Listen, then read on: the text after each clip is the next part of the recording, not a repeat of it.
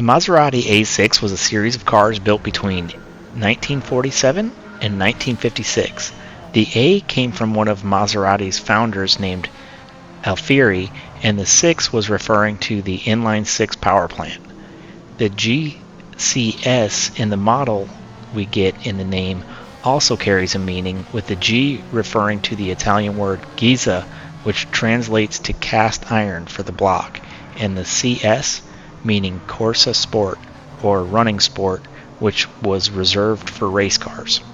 Many of the road-going versions also carried either a number of 1500 or 2000, which would also refer to the engine of a 1.5 liter or a 2.0 liter. The A6 1500 was Maserati's first production vehicle for public roads. This first variant was produced from 1947 to 1950, but only 61 models were made. The A6 2000 replaced it in 1950 and 51, and only 16 were made. Between 1951 and 1953, the A6 was only being produced as a race car. And this is an example of that. It was made either for a factory team or for gentlemen's race cars.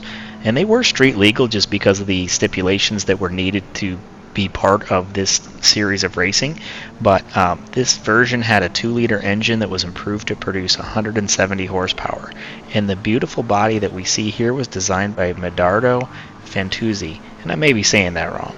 They built 52 cars over the next 5 years, including 4 coupes that were produced as a special request after running the Mille-Miglia race in 1952, which was run through heavy rain conditions.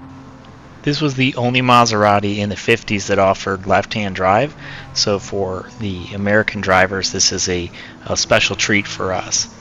Moving to the interior of the car, you can actually see through the door gaps, and you can see how minimalist this car really is. It's definitely track-oriented. It has a large tach, but no speedometer, and it's got an oil gauge and a water temperature gauge. But other than that, there's really nothing in the car. You can even see the battery on the interior of the car. There's no real luxury of any kind.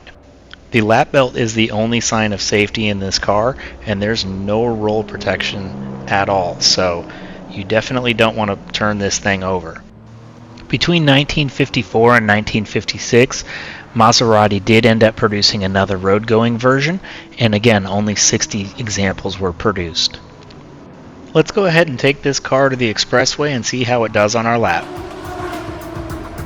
The A6GCS is a no-frills, lightweight race car. It only has 272 horsepower and 199 foot-pounds of torque fully built, but the car only weighs 1,631 pounds, so it's super agile, and even though it's not the quickest car, you'll get a good feel for the road around you, and it makes you feel like you're a driving legend.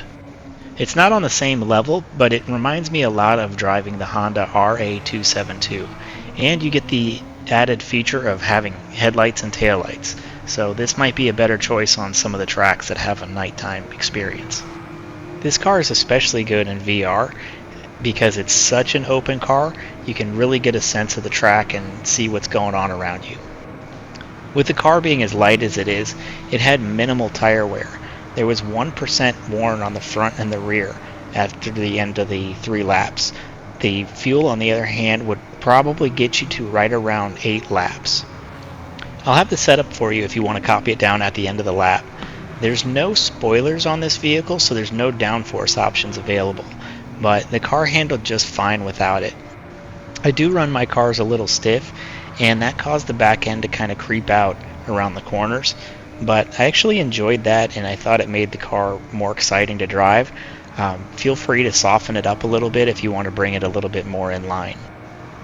With the weight of the vehicle, you can run a little deeper into the corners than the AI, and that got me a little bit in trouble where I was getting to be more confident and pushing harder than what the car was capable of handling.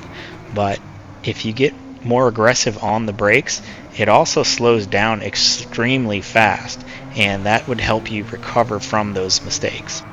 The car ends up for sale in Legendary Motors and comes up periodically, The price on it has pretty consistently been $2.9 million, so it's not exactly cheap. So you don't need to rush out and buy it for early races. This is more of just a fun luxury car to drive where you don't need it, but it's a blast when you do get one.